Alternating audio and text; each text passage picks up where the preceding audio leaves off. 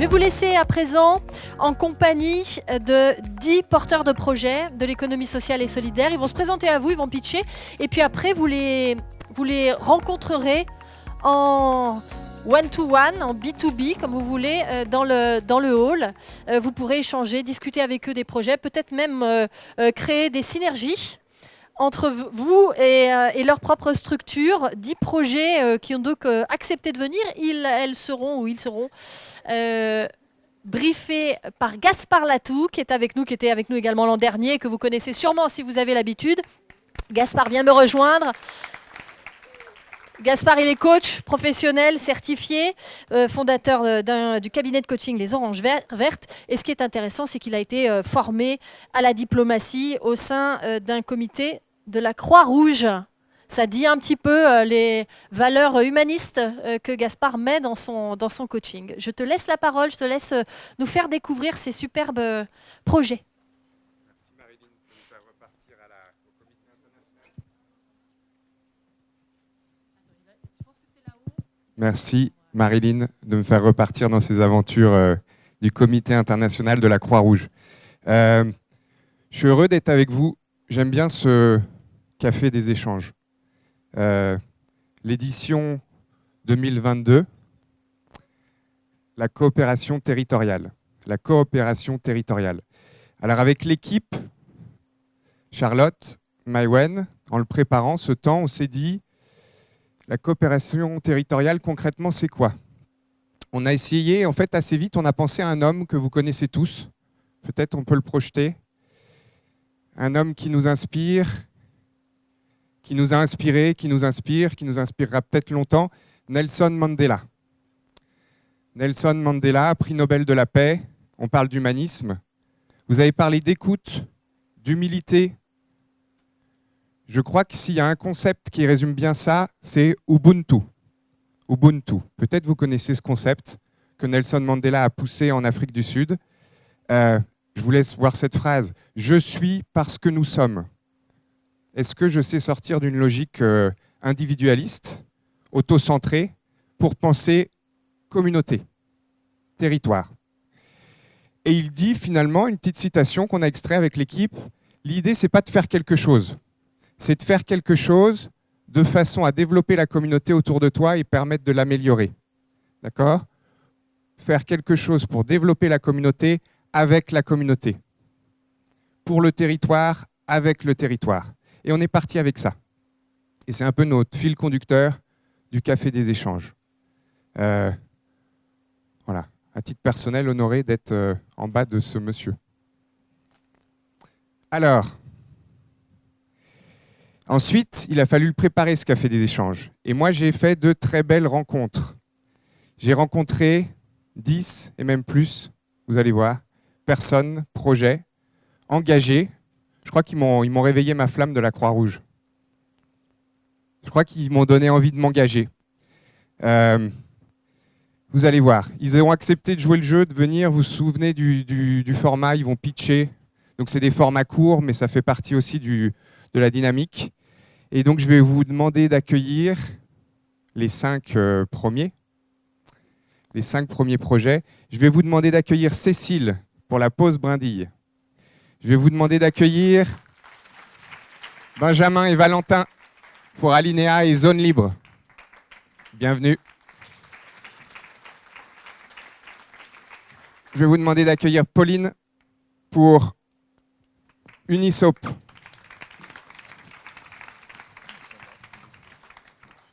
Anne-Sophie pour la Maison Sainte-Anne Tintignac. Bienvenue.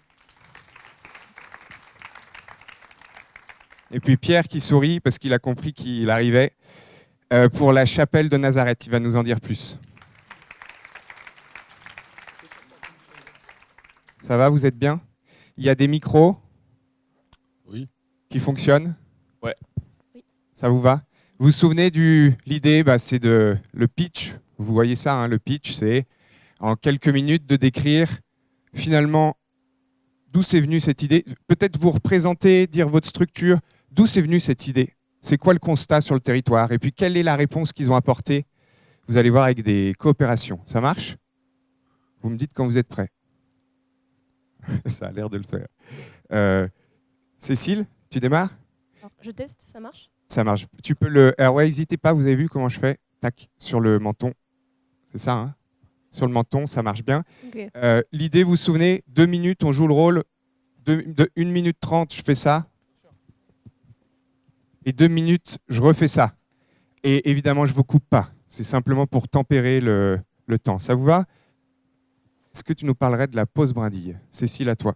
Alors, moi, je travaille à la Pause Brindille en tant que chargée de communication et je vais vous parler un peu aujourd'hui de ce qu'on fait. Ça va? C'est assez proche? Vas-y, viens. Super. Du coup, la Pause Brindille est née du constat que la lumière est souvent portée sur les personnes porteuses de handicap, d'addiction ou de maladie, ce qui est totalement légitime. Sauf que ces personnes-là, elles ne sont pas seules. Derrière eux, il y a des personnes qui soutiennent. Et des fois, ce sont des jeunes âgés entre 8 et 25 ans que nous, on appelle des jeunes aidants. Ces jeunes aidants, ils seraient 1 million en France à peu près, et un vide juridique les entoure. En somme, ils n'existent pas. Donc nous, à la Pause Brindille, on s'est dit, on va les soutenir. Donc comment, vous allez me dire? Donc premièrement, on a décidé de créer une communauté avec et pour eux. On a décidé de leur proposer des activités de soutien diverses et variées. Et surtout, on a décidé de sensibiliser. Pourquoi? On sensibilise pour que ces personnes soient identifiées. Aujourd'hui, c'est vous, des acteurs de l'ESS. C'est aussi demain des acteurs du médico-social. Et c'est aussi des jeunes, surtout des jeunes, parce que trop souvent, ils soutiennent, mais ne se rendent pas compte qu'eux aussi ont besoin de soutien. Et jusqu'au jour où ils craquent. Donc à la Pause Brindille, on a décidé de leur apporter plusieurs choses. Premièrement, des activités mensuelles de répit. Ça fait un peu bizarre, tu vois. Oui, t'es bien, t'es en gros plan, c'est bien. Des activités mensuelles de répit sur tout le territoire lyonnais. Ensuite, des activités, une ligne d'écoute gratuite sur tout le territoire national, à la fois des temps individuels, mais des temps collectifs. Et enfin, on leur propose de rejoindre une communauté de jeunes aidants, de jeunes comme eux, pour qu'ils ne se sentent plus jamais seuls et qu'ils se sentent soutenus dans leur quotidien et le fardeau qu'ils portent. Aujourd'hui, on a créé en juillet dernier le premier festival pour les jeunes aidants en France qui a regroupé 70 jeunes aidants. C'est énorme. Je ne sais pas si vous vous rendez compte, mais c'est vraiment énorme. Et aujourd'hui, on innove, on va sur TikTok, on essaie de conquérir les jeunes pour qu'ils se sentent entendus et reconnus. Donc voilà, c'était la Pause Brindille en bref. Et merci beaucoup pour votre écoute, car juste ça, ça les fait un peu plus exister.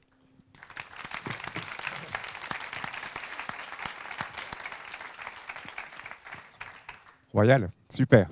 La Pause Brindille. Est-ce qu'on part du côté de Villeurbanne, messieurs? Oui. Allons-y. Avec Benjamin et Valentin, vous le décrirez mieux que quiconque. À vous. Ouais. Alors moi c'est Valentin. En fait je suis habitant à la zone libre. C'est un lieu de vie en fait expérimental qui est fait pour les gens qui sont refusés de partout et qui ont refusé de partout aussi. En fait un lieu de vie où on peut venir avec notre copine, un lieu de vie où on peut venir avec notre chien, un lieu de vie où on sera pas refusé parce qu'en fait on est différent des autres, pas parce qu'on est drogué par exemple comme je l'ai été, ou pas parce qu'on n'a pas de nationalité française. Un lieu de vie qui se veut différent d'un CHRS. Un lieu de vie qui veut faire représenter la loi et pas forcément ceux des cadres. Et du coup, vous habitez dans des chalets en bois? On habite dans des chalets de 21 mètres carrés, on est 10 à être dans des chalets, 11 maintenant. Puis 10 personnes en diffus, aussi c'est important de le dire, c'est 10 personnes qui sont mises en appartement ou suivies aussi à l'extérieur.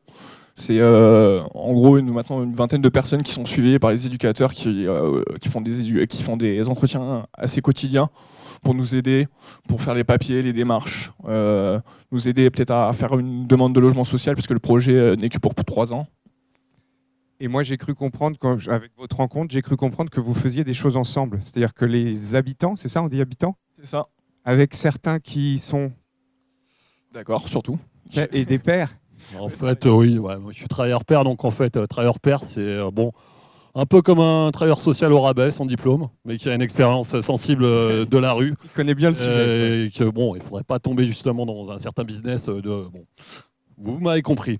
Voilà, moi je suis à la zone libre où les travailleurs pairs représentaient à peu près la moitié de l'équipe, où quand même l'horizontalisme était un peu au centre de notre projet qu'on a élaboré ensemble et qu'on n'a pas fini d'élaborer avec les habitants, conscient que le cadre normé des autres CHRS, etc., c'était pour nous, en tout cas pour les travailleurs d'Alinéa en général, c'est voué à l'échec. les usines à traiter les gens de la rue avec des injonctions à travailler. Nous n'avons pas d'injonction. Nous sommes dans le soin. On ne voit pas le mot insertion d'une belle manière. Pour nous, c'est quelque chose de barbare. Pour ce qui est de la collaboration, Oui, vas-y, sur les actions que donc vous faites évidemment, ensemble. on est obligé de communiquer pas mal, ne serait-ce qu'avec nos partenaires de travail. Il y a aussi le haut vers le bas. Bon, on n'est pas dupe de certaines choses, que derrière un certain humanisme se cache aussi une hypocrisie de rentabilité. Il ne faudrait pas qu'on nous considère comme des salariés en fait, de quelque chose, alors que ça se voue plutôt dans l'inverse. Voilà, on avait une discussion hier, une grande parenthèse là-dessus. En fait, voilà, on donne service à la communauté, nous ne sommes pas salariés. Merci. Merci Benjamin.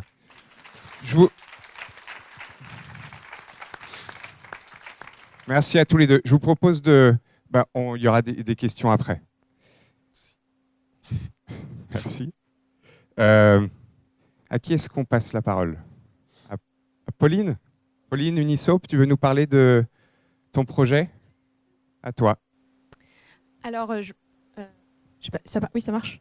Donc, Unisop, je suis la fondatrice de l'association Unisop. Je pense que vous êtes tous déjà allés à l'hôtel et je pense que vous avez déjà tous utilisé une savonnette lorsque vous êtes lavé les mains à l'hôtel. On estime qu'il y aurait chaque année 51 millions de savons qui seraient jetés par les hôtels. Et pourtant, 3 millions de personnes n'ont pas les moyens de s'acheter des produits d'hygiène de base. C'est ainsi qu'est né Unisop il y a 5 ans. Donc Unisop, c'est la première association française qui a pour mission de collecter et recycler les savons usagés des hôtels afin de les donner à des personnes dans le besoin. Donc on a une triple démarche. On a une démarche qui est à la fois environnementale, puisque l'objectif c'est de réduire les déchets générés par les hôtels. On a une démarche qui est aussi sociale, parce que nos savons sont recyclés par des jeunes qui sont en situation de handicap. On travaille avec les Myriade à Vaux-en-Velin, qui emploient des jeunes qui ont entre 18 et 25 ans, qui souffrent de troubles du comportement ou déficiences intellectuelles, et qu'on va former à notre process de recyclage. Ils vont pouvoir être formés autour d'un projet innovant et acquérir des compétences qui seront ensuite transférables en milieu ordinaire.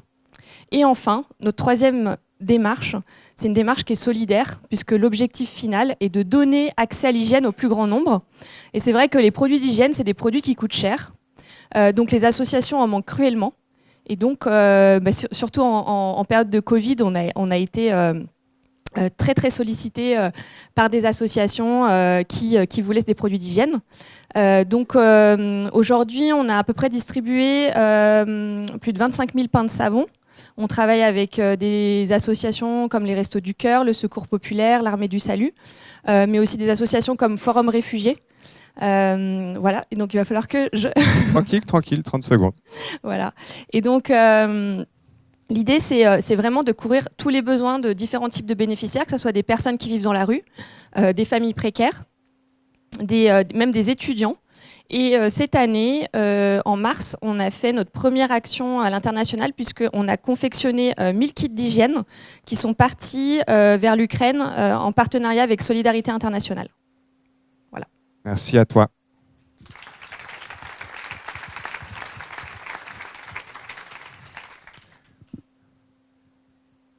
Anne-Sophie, tu veux nous parler de ce projet ? On t'écoute. Oui, bonjour à tous. Donc Anne-Sophie, je suis directrice d'un EHPAD à Rennes qui accueille une centaine de personnes. Alors moi, j'ai pris mes fonctions en 2018 et 2 ans après, on m'annonce que l'établissement doit être rebâti. Et c'est là que commence une belle histoire pour nous. Alors moi, à l'époque, je ne savais pas du tout où on allait, je n'avais pas d'idée préconçue.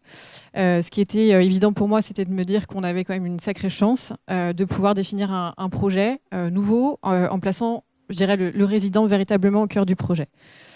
La première action, ça a été de rassembler donc les résidents, les familles et les professionnels et de se dire, voilà, définir ensemble qu'est-ce qu'on va faire de tout ça.